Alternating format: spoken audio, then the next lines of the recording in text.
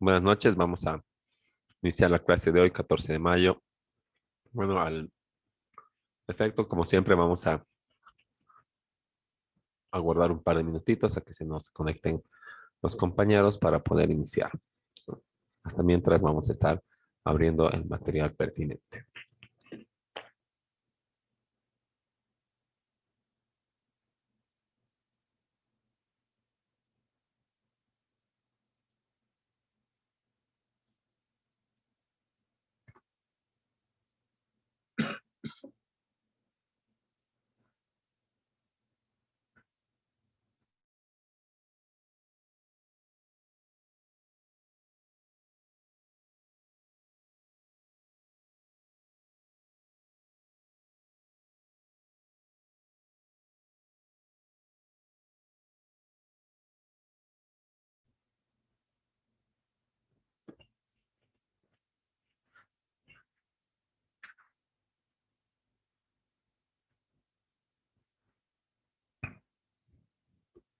Bueno, entonces vamos a, en todo caso, ir retomando, ¿no?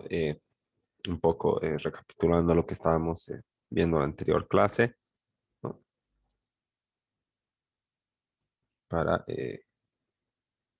llegar a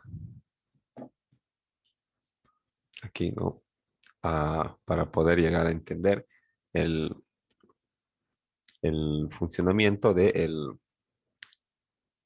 las funciones que cumple el abogado en el sector bancario, ¿no? En todo caso, estábamos viendo, ¿no? Que dentro de el sector bancario, un abogado puede funcionar en tres ramas que son necesarias, ¿no? Para la entidad de intermediación financiera, como es el área comercial, el área empresarial y el área de recuperación de créditos en mora, ¿no? Entonces, cuando estamos hablando de las dos primeras áreas, o sea, del área empresarial y del área comercial, no, estamos hablando de los abogados que son dependientes de la entidad de intermediación financiera, ¿no? Como tal, ¿no? Tienen una relación laboral con la entidad de intermediación financiera, ¿no? Entonces, un abogado o un, digamos, una oficina eh, de asesoría legal del banco, ¿no? Que está conformado por uno o dos o hasta tres profesionales, no pueden hacerse cargo de todo lo que implica las obligaciones legales del banco como persona jurídica y del banco como eh,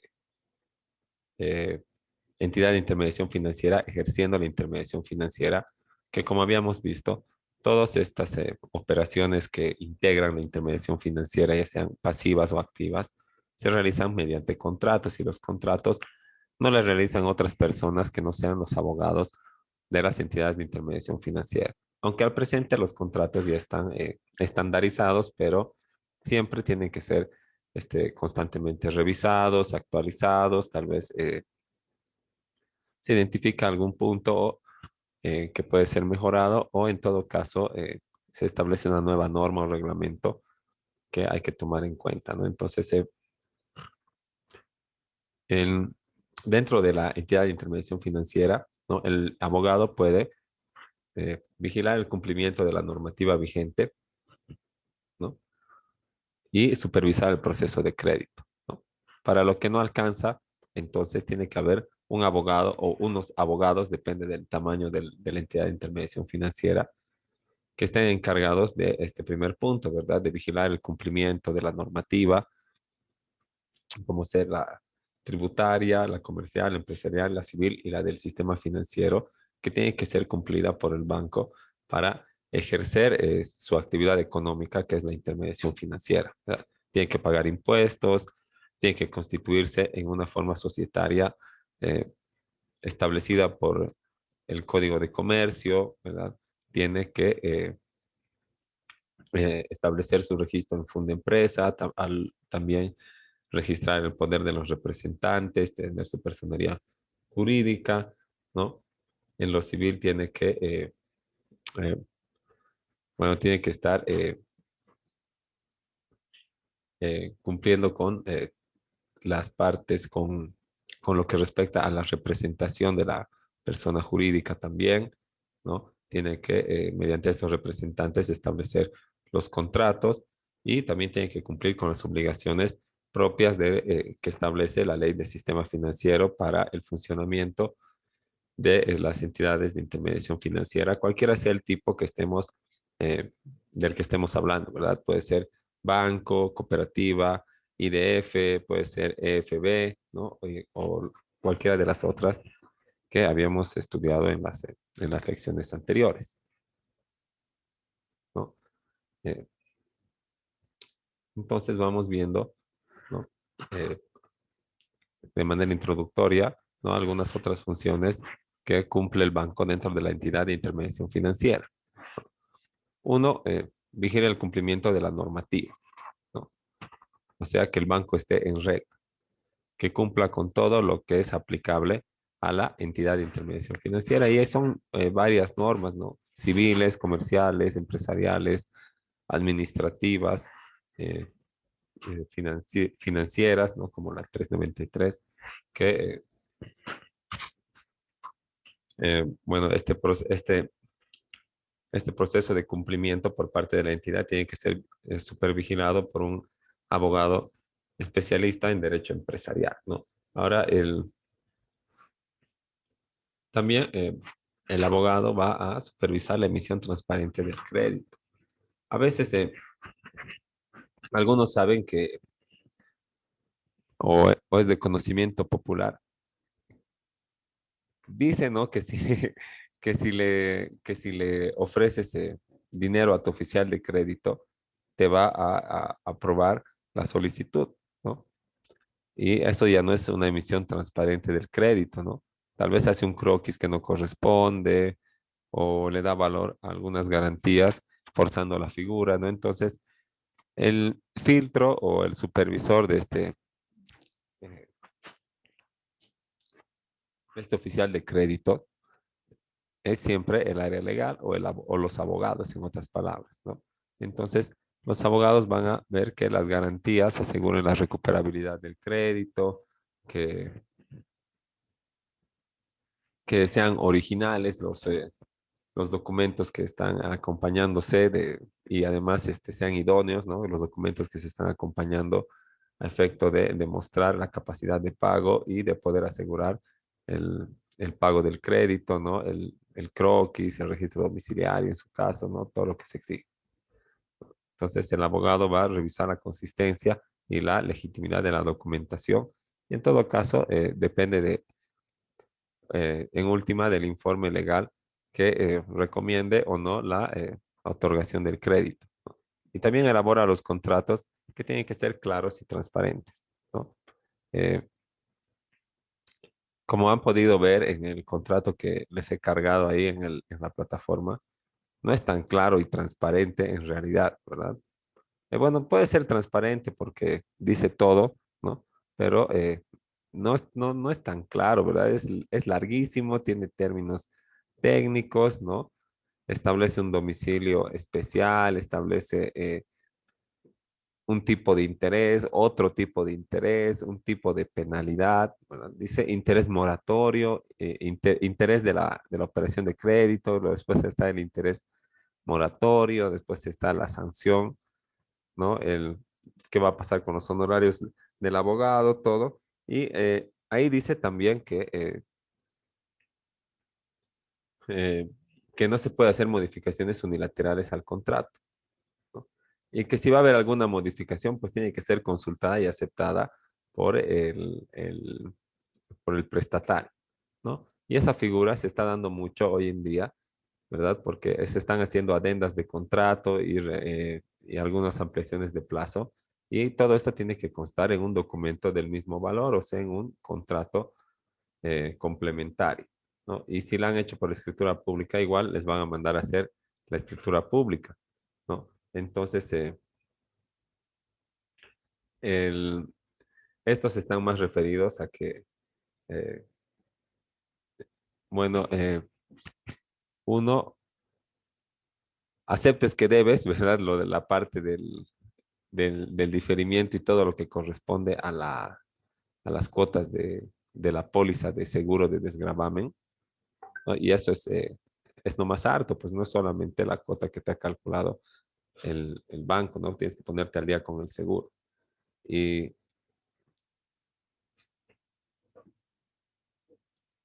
y además está también, digamos, algunos tal vez considerados como beneficios, ¿no? Para el prestatario, ¿no? Pero esto está siendo de todas maneras consensuado con el prestatario, ¿verdad? Está haciendo afirmar tu adenda o tu documento complementario, ¿no?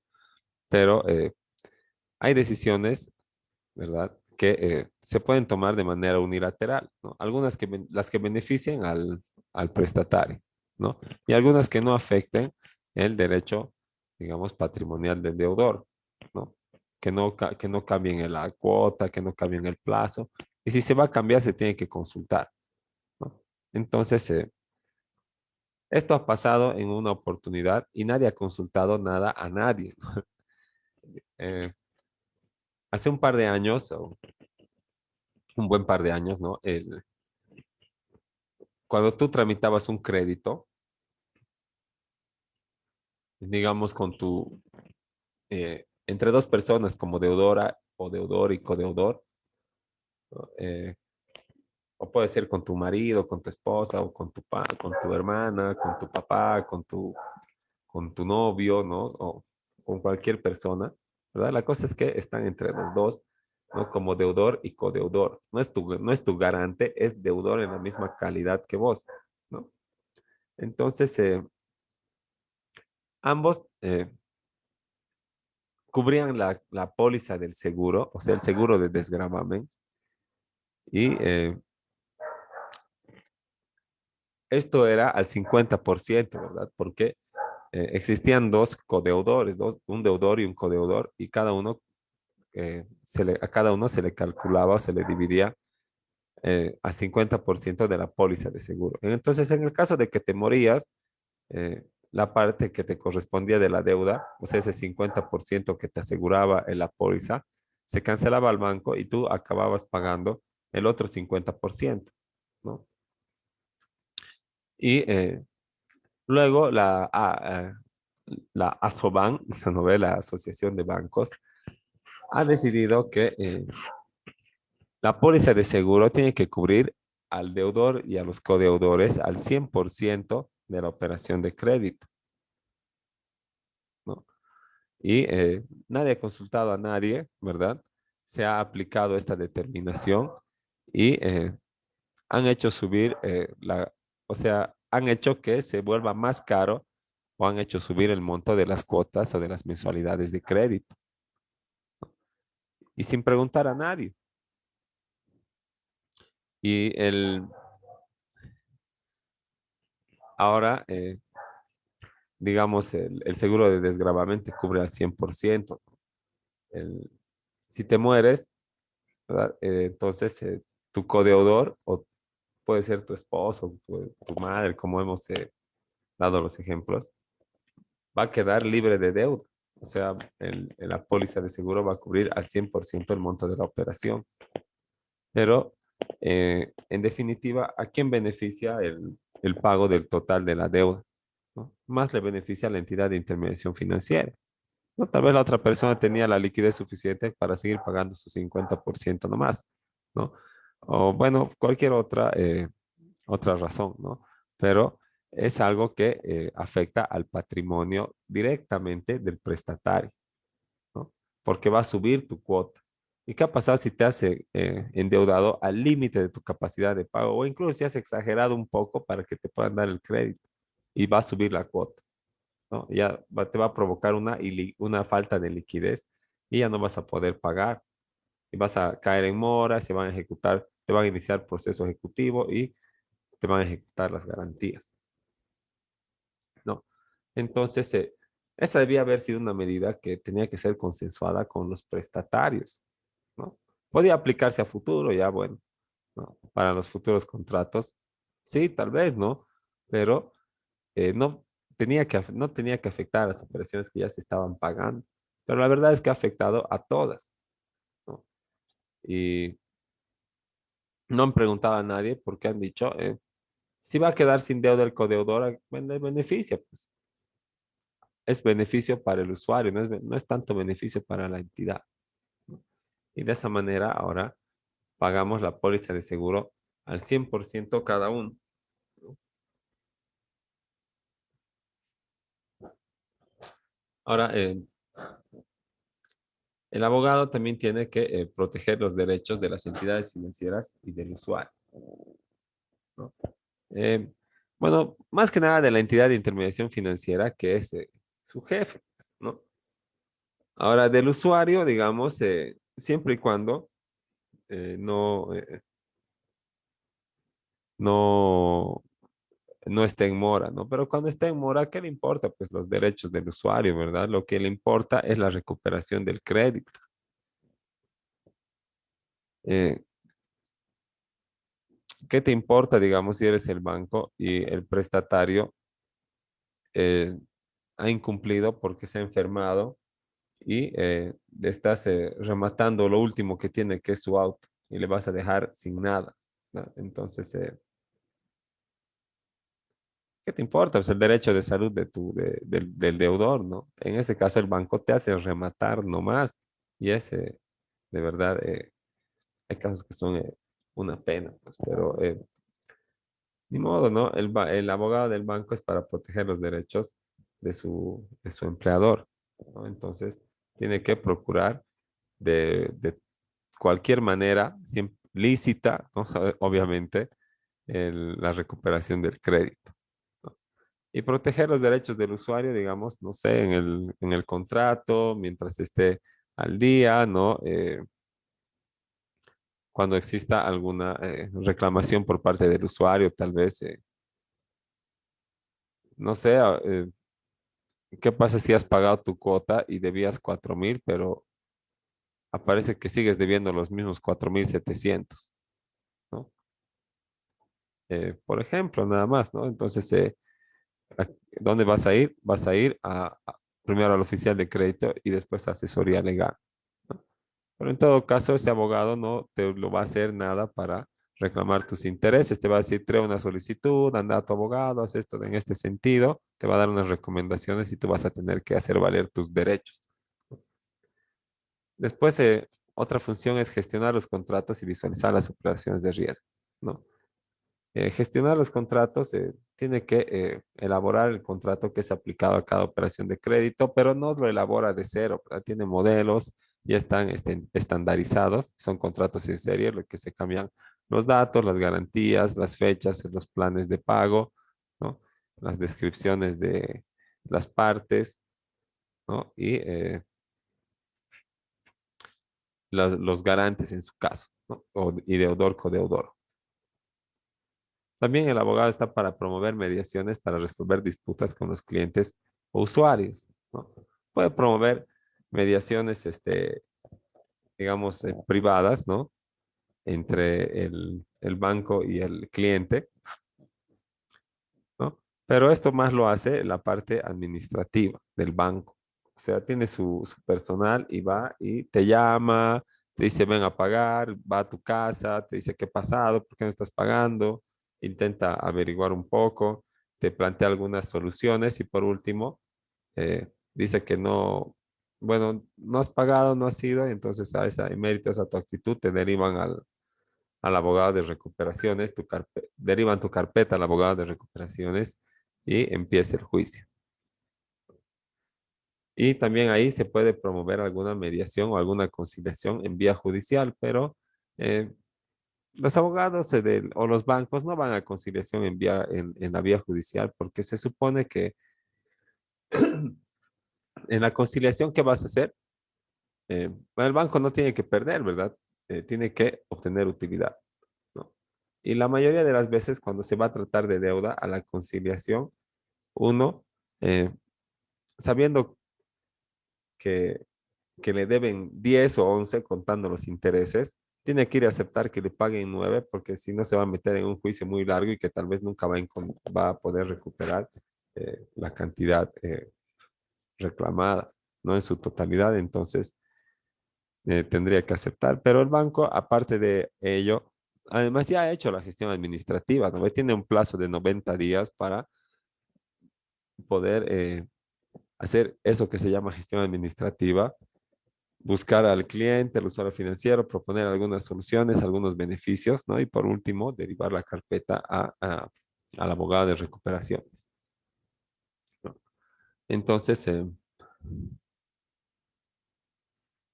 tiene que así promover estas mediaciones o soluciones con los clientes o usuarios y también tiene que representar a la entidad ante los tribunales judiciales. Ya les había dicho, que les había adelantado, que el abogado de recuperaciones es un abogado externo de la entidad de intermediación financiera, no pertenece a la misma, no pertenece a esta parte que estamos empezando a explicar. A lo que se refiere aquí es que ante los tribunales judiciales, cuando la entidad de intermediación financiera sea la demandada, ¿no? Ya sea por sus ex empleados, por algún cliente financiero que cree que se le está afectando sus derechos, ¿no? Entonces, ¿quién va a ir ahí? El representante del banco, ¿verdad? Ya sea del área comercial o empresarial, ¿no? Porque son abogados de planta de la institución, ¿no? Pero los que representan a la entidad de intermediación financiera ante los tribunales cuando se está en un proceso de recuperación de deuda, es el abogado externo y quien firma por el banco es el representante regional, ¿no?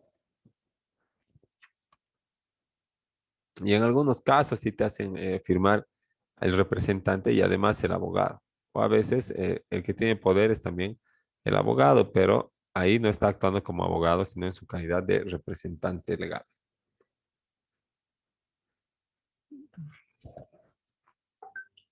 Ahora vamos a ver a detalle, ¿no? Este abogado comercial que es el que se vincula con el proceso crediticio, que se traduce en la realización de una serie de pasos predeterminados por la entidad de intermediación financiera en cumplimiento con la norma establecida eh, al reglamento establecido por la ASFI y la norma conexa al efecto, o sea, la ley 393 y la normativa eh, concordante con la práctica de la actividad de intermediación financiera, ¿no? A fin de otorgar el crédito al usuario cliente financiero, ¿no? Pero siempre y cuando cumpla con los requisitos. Así que este abogado comercial de lo que está encargado o de lo que va a estar encargado, ¿no?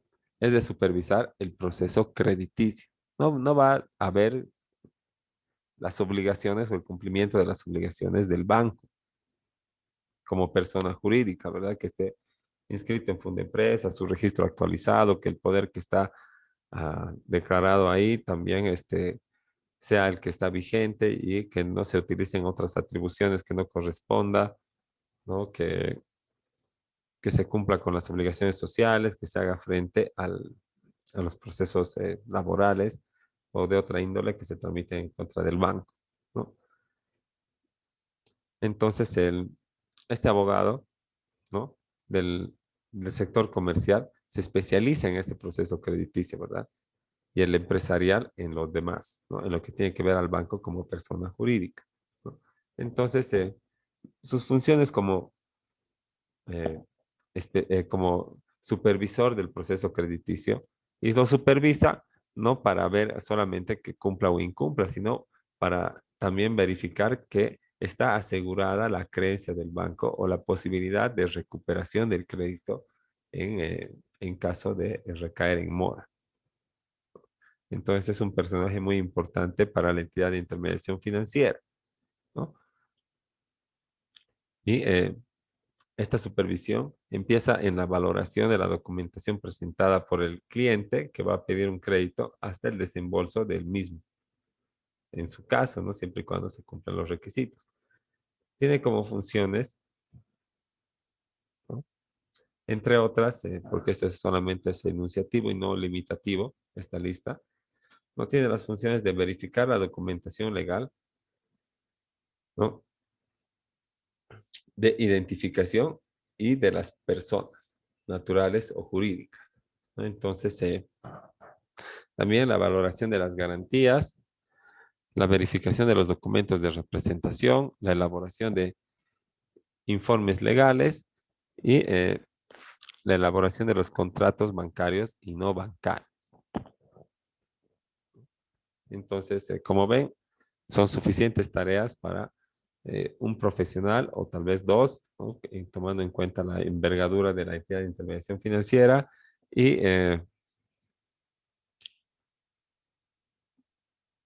lo que se realiza, ¿verdad? Es muy importante para que el banco no vea afectado su capital social. O sea, tiene que ser riguroso con el análisis de estas mercancías y la valoración, ¿no? Y al final emitir su informe, ¿no? Recomendando o se otorgue o se desestime la solicitud de crédito. Entonces, primero verifica la documentación de identificación de las personas. Estas personas pueden ser naturales o jurídicas. En ese caso, ¿verdad? O en cada caso se va a pedir ya sea la cédula de identidad original o vigente o el, el testimonio de poder, en el caso de las escrituras públicas, donde señale la representación y además también la copia de carnet del representante. Entonces, eso cuando se trata de persona jurídica, porque ya sabemos que una persona jurídica también es capaz de adquirir derechos y obligaciones, pero por intermedio de la actuación de sus representantes.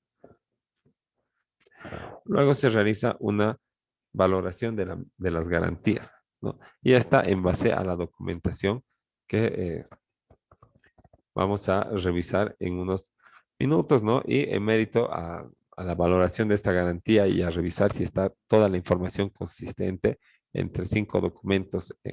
De los inmuebles son 5 documentos que son eh, imprescindibles, ¿no? El título, el folio real que siempre va engrampado al título, ¿no? Esos serían 2, ¿no? Después el impuesto a la propiedad, el plano aprobado y el registro catastral, ¿no? Una vez verificada la consistencia de la documentación, ¿no? Entonces recién puedo proceder, ¿no? El, cuando son personas naturales, actuamos con nuestro carnet de identidad, pero si estamos actuando en nombre de una persona jurídica, como de las que estábamos describiendo, tenemos que actuar con el NIT, ¿verdad? Con el número de identificación tributaria. Y obviamente el poder en original o copia legalizada y la copia del poder del carnet de identidad del representante, ¿no? Luego también estamos, una vez elaboradas la documentación de la identidad, se tiene que valorar las garantías y luego de verificar los documentos de representación, o sea, por el cual tú estás actuando por el titular y por último la elaboración de informes legales y en su caso cuando corresponda del contrato, ¿no? Ya se nos va a acabar ahorita el tiempo, eh, quedaremos ahí y a la vuelta de la clase seguimos con esto que es las funciones del abogado dentro de la entidad de intermediación financiera. Entonces, en 10 minutitos nos volvemos a conectar para concluir con la clase. Hasta luego.